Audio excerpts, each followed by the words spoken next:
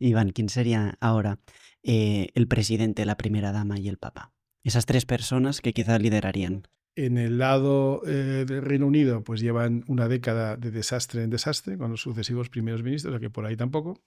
Y en Estados Unidos, pues hemos tenido 8 años de Obama que han sido dañinos, 4 años de Trump que yo creo que estuvieron bien, pero que fueron eh, desaprovechados, porque tardó casi 3 años en entender cómo funcionaba la administración por dentro, y para cuando ya empezaba a entenderlo y a dominarlo y a ejercer un cierto impacto cultural, llegó el COVID y luego llegó el momento de las siguientes elecciones y no se aprovechó bien ese plazo.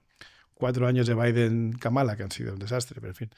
Y ahora empieza un nuevo reto que está siendo complejo, con algunas cosas que están muy bien y otras cosas que están causando enormes distorsiones.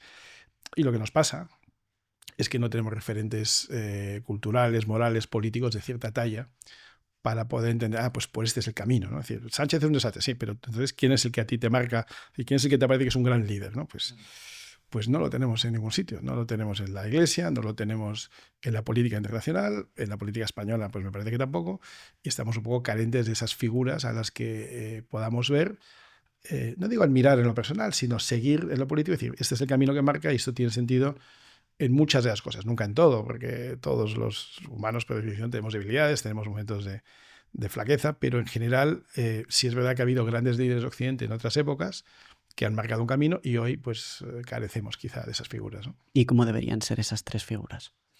Bueno, pues deberían ser figuras basadas en lo que decíamos antes, es decir, los valores, en el orden moral que proviene del cristianismo, en la defensa de primero el derecho a la vida, luego los derechos individuales, luego los derechos, luego la defensa de las naciones, ¿no? La ley y el orden, comprender que las naciones tienen una historia, tienen una identidad que hay que preservar. No quiere decir que no puedas admitir a gente que venga de fuera, pero sí quiere decir que no puedes acabar con siglos de historia de una nación con unos pocos años de invasión migratoria. Quiere decir que tienes que aplicar políticas de sentido común en materia económica, en materia de comercio, en materia de infraestructuras, en materia fiscal, laboral, mercantil. Quiere decir que tienes que ponerte al día de lo que está pasando en el mundo, pero sin perder contacto con tus raíces. Bueno, estos son el tipo de líderes que deberíamos tener y que, como digo, pues no estamos viendo. ¿Y qué España, o sea, qué le puede aportar España al mundo? Bueno, España tiene, para empezar, un pasado glorioso, cosa que nosotros mismos no sabemos, ¿no? Y eso es muy relevante. Es muy relevante porque dice Marcelo Gullo que el que controla el pasado controla el presente y el que controla el presente determina el futuro, ¿no? Entonces, lo primero, entender de dónde venimos y quiénes somos y por qué somos un país que ha tenido enorme influencia en el devenir del mundo y por qué desde una posición hoy mucho más taimada, mucho más moderada, tenemos que ser capaces de aportar otras cosas. ¿Qué tipo de cosas? Bueno, pues España pertenece a la Unión Europea, donde tenemos un peso que no se corresponde con nuestro tamaño, y pertenecemos a la comunidad iberoamericana que hemos fundado nosotros, donde tenemos una influencia que no se corresponde con nuestro papel histórico. Y luego tenemos también capacidad de influir y de ser influidos por África, en Asia, en menor medida. Bueno, pues España tiene que tener lo primero, sentido de identidad de quiénes somos. Si tú mismo no sabes quién eres, es muy difícil que por el mundo te puedas mover con un mínimo de impacto. Y por tanto, lo primero es recobrar el sentido de quiénes somos, recordar nuestra historia, recordar nuestra identidad, recordar todo lo que hemos hecho bien, sin ocultar algunas cosas que hayamos podido hacer mal, y a partir de ahí empezar a aportar algo al mundo, como te digo. Pues podemos tener un papel en Europa mucho mejor, mucho mayor, podemos tener mucho más peso en Iberoamérica, podemos ser mucho más influyentes en Estados Unidos, donde nos hemos olvidado del papel también que ha tenido España primero en su descubrimiento, y que olvidemos que las primeras ciudades en Estados Unidos no son las de los ingleses, no son las de los pilgrims, que ellos son los que celebran en el Día de Acción de Gracias, sino que son pues Pedro Méndez de Avilés, que llega a un sitio en Florida y establece la primera ciudad, ¿no? Y de ahí lo que quieras. Y luego nuestro papel en la independencia americana, en fin. Tenemos que tener muchísimo más impacto. Y sin olvidar que tenemos 50 millones de hispanoparlantes en Estados Unidos, más que en España, ¿no? Luego nuestro papel puede ser muy significativo. Tenemos además en España un talento enorme en distintos ámbitos, ¿no? Lo tenemos en el mundo de la empresa, lo tenemos en el mundo de las artes, lo tenemos en el mundo de la cocina, en el mundo del deporte, prácticamente en todo menos en la política tenemos un enorme talento. Bueno, pues si somos capaces de soltar ese talento, de desembridarlo y que empiece a funcionar, yo creo que tenemos mucho que hacer por el mundo. Ponme un ejemplo de cómo podemos influir más. Bueno, mira, yo la última vez que estuve en Washington, en el anterior mandato de Trump, percibí que había algunas naciones que estaban ejerciendo una influencia creciente, cada vez mayor. Una de ellas que me impresionó fue Polonia. Y entonces tuve ocasión de encontrarme con el embajador de Polonia y le pregunté un poco, ¿no? De que, ¿cómo estáis consiguiendo que Polonia tenga más impacto en esta administración Trump? Y después el Reino Unido, pues era por delante de Alemania, te diría, un país muy influyente en ese momento. Entonces me dice, bueno, es que nosotros hemos invertido mucho en Estados Unidos. Y yo, ¿pero invertido cómo? Dice, hombre, pues nuestra delegación entre la diplomática, militar, el attaché cultural, los de turismo, tal, hemos crecido mucho. Y yo, ¿pero cuánta gente tenéis? Y me dice, pues más de 1000.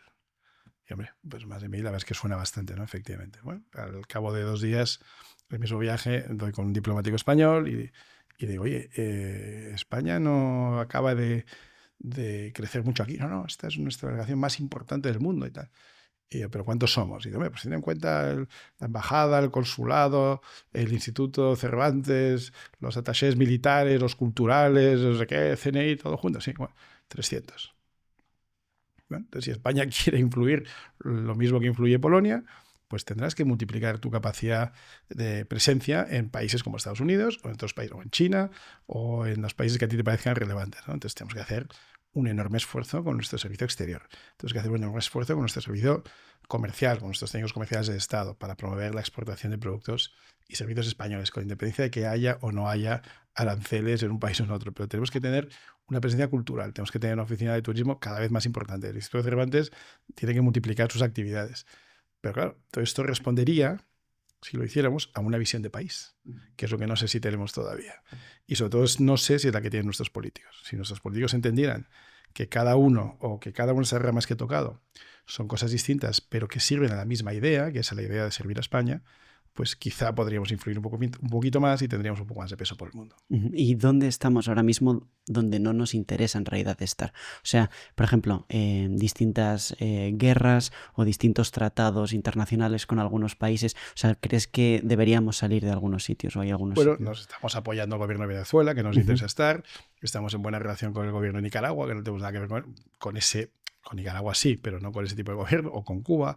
Estamos intentando abrir mejores relaciones con China, que es una potencia pues, que supone un enorme riesgo, también un cierto potencial, pero un enorme riesgo para Occidente. No tenemos la influencia que deberíamos tener en Marruecos, al revés, es Marruecos el que tiene influencia sobre nosotros. Bueno, en materia de política exterior, pues yo creo que hemos tenido muy poquitos aciertos en los últimos 7 años, por no decir ninguno. Te diría que ninguno, porque es que desde regalar el Sáhara a pelearnos con Argelia para después encima someternos a Marruecos, para después apoyar a Maduro en Venezuela, para después apoyar a Ortega en Nicaragua, para apoyar el castrismo después de Castro en Cuba, para ir a visitar a China y pelearnos con Estados Unidos. Es que no veo un solo acierto de los últimos 7 años en política exterior. O sea, es muy difícil hacerlo peor, pero muy difícil. Si te lo propones, quizá lo consigas, pero no es fácil porque tienes que estudiar mucho para hacerlo peor. Entonces, bueno, todo esto a su vez también lo que te indica es que hay un potencial enorme para mejorar la presencia de España en el mundo. Pero vuelvo siempre a lo mismo, es decir, si no sabemos quiénes somos y qué queremos, es muy difícil que hacia afuera podamos proyectar nada bueno, ¿no? Pero por hacerte un ejemplo, cuando vino al Congreso la anterior ministra de Exteriores, que era una señora educada, no diré lo contrario, pero yo le he preguntado cuáles son las prioridades en la política exterior de España, ¿no? Entonces, lógicamente, un ministro de Exterior piensas que te dirá, bueno, pues representar a España exterior, la defensa de nuestros intereses, representar a los españoles, promover la hispanidad, la cultura hispana. Me dice, pues las prioridades del gobierno de España en materia exterior son, en primer lugar, el feminismo. En segundo lugar, la igualdad y la defensa de los derechos LGTBI. En tercer lugar, la defensa el cambio climático. Estas eran sus 3 prioridades, ¿no? Pero bueno, ¿qué tendrá que ver la defensa de los intereses de España con estas cosas que se traen desde la izquierda en una visión absolutamente sesgada, por supuesto equivocada, pero politizada de una cosa que no tiene que estarlo? La defensa de los intereses de España no es ni de izquierdas ni de derechas, es el conjunto de los españoles.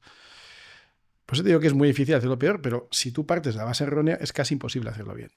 Por eso vuelvo a decir siempre, tenemos que entender quiénes somos, qué es lo que queremos, qué somos como nación, qué podemos proyectar hacia el exterior y a partir de ahí empezar a trabajar. Hay mucho por hacer. Si te ha gustado este corto, tienes la entrevista completa en pantalla y en nuestro canal. Muchísimas gracias.